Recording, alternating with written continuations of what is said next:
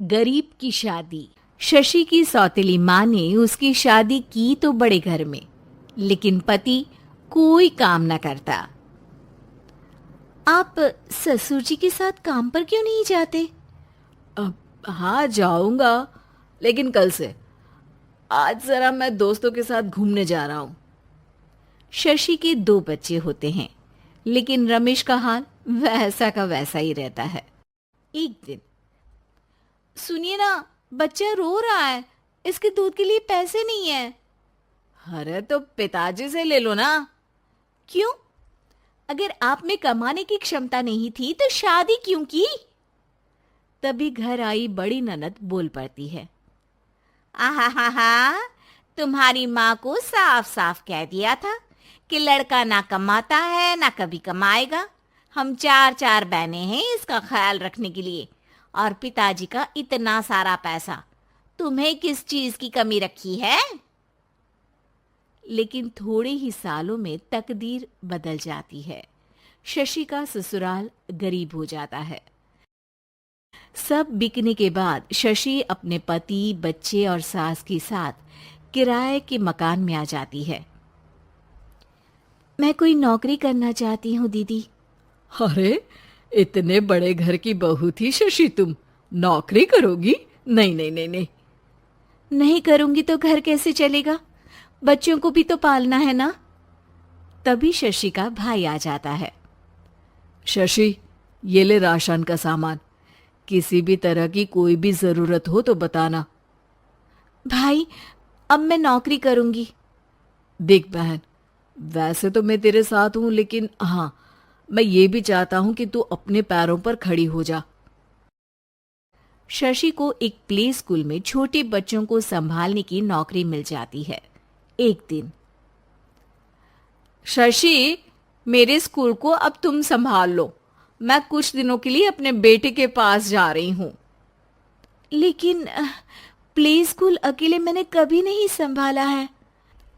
अब ये सब मैं नहीं जानती। इतने महीनों में तूने जो देखा, बस पूरे आत्मविश्वास के साथ उसे करना। शशि नीलम के जाने के बाद पूरे 1 महीने उसका स्कूल अकेले संभालती है, और फिर एक दिन आता है जब वो अपना खुद का स्कूल भी खोल लेती है। वाह शशि, तुमने आज मेरा सर गर्व से ऊंचा कर दिया। तुम्हारा यही आत्मविश्वास तुम्हें बहुत आगे ले जाएगा। नीलम, बहुत आगे जाने की चाह नहीं है। बस ये छोटा सा स्कूल मेरे बच्चों की अच्छी शिक्षा में मेरी मदद करे, यही मैं चाहती हूँ। शशि थोड़े थोड़े पैसों से ही अपना परिवार पाल रही थी। एक दिन उसके घर उसकी बड़ी ननद आती है। अरे भाभी, घर में कूलर तो लगा लेती, मेरी माँ को कैसे पंखे में लिटा रखा है।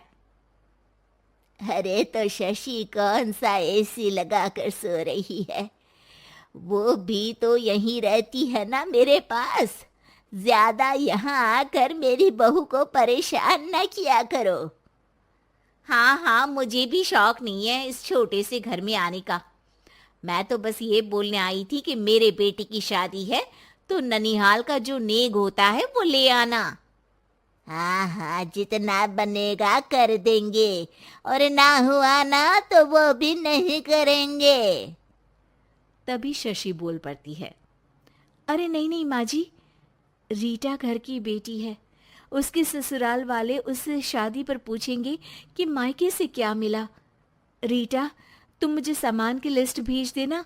मैं पूरी कोशिश करूंगी कि तुम्हारी हर डिमांड को पूरा करें। अच्छा, मैं खाना लगाती हूँ। शशि ये बोलकर किचन में चली जाती है। धीरे धीरे कर शशि किसी न किसी तरह अपनी सारी ननदों की डिमांड भी पूरी करती, बच्चों की ख्वाहिशें भी, और उनकी पढ़ाई के लिए पैसे जोड़ती। एक दिन जब शशि का बेटा 12वीं पास करके आता है। माँ, अब तुझे काम करने की जरूरत नहीं है। मैं अब कोई ना कोई नौकरी करके पढ़ाई भी साथ कर लिया करूंगा। शशि को लगता है कि बेटा और आगे पढ़ाई करे, लेकिन वक्त की मार के कारण वो बेटे को काम के लिए हाँ कर देती है। अब बेटा एक बैंक में चपरासी बन जाता है। है लड़का, देखने में तो बड़ा अच्छा है। अंग्रेजी भी पटर पटर बोलता है, फिर चपरासी क्यों? लड़का सारी बात मैनेजर को बता देता है। अच्छा, तो मैं तुझे एक मौका देता हूँ। तू यहाँ रहकर दूसरे डिपार्टमेंट का भी काम सीख। अगर तू किसी एक का भी काम अच्छे से सीख गया तो मैं तुझे यहाँ टेबल चेयर में बैठने वाली नौकरी दे दूंगा। लेकिन एक दिन शशि की ननद उसे फोन करती है। अरे भाभी, देखो मायका तो मेरा तुम लोगों से ही है। मैंने आपके बेटे और मेरे भतीजे प्रदीप के लिए यहाँ एक नौकरी देखी है, पूरे 5,000 मिलेंगे। वैसे करता ही क्या है, चपरासी ही तो है ना। कोई बात नहीं रीटा, मैं उसे इस शहर के बाहर नहीं भेजना चाहती हूँ। बाकी वो शाम को आएगा तो मैं पूछ लेती हूँ। वहीं प्रदीप मैनेजर की बात से खुश हो जाता है और मैनेजर के काम पर ही नजर रखने लगता है। वो उनकी तरह के पेपर पढ़ता, काम करता और आने वाले लोगों की बातें सुनता। एक दिन बैंक में ऑडिट वाले आते हैं। ये गलत है, पूरी बैलेंस शीट नहीं मिल रही है, कहीं ना कहीं गड़बड़ है। ए मैनेजर, क्या करते हो? बैंक के पैसों का हिसाब सही नहीं है। मैनेजर के पसीने छूट जाते हैं। तभी प्रदीप वहां जाता है। अब क्या मैं ये बैलेंस शीट देख सकता हूँ? अरे बेटा, मजाक नहीं, जाओ पानी लेकर आओ एक गिलास। प्रदीप मैनेजर को पानी लाकर देता है और फिर ऑडिटर से कहता है, देखिए सर, मैं आपको बता सकता हूँ कि कैसे बैलेंस शीट को आप लोग गलत तरीके से जोड़ रहे हैं। ऐसा बोलकर प्रदीप एक एक कर सारे डाउट क्लियर कर देता है। अरे हाँ, ये तो पॉइंट हमने देखे ही नहीं थे। गुड, कौन है ये बच्चा? तभी मैनेजर बोल पड़ता है।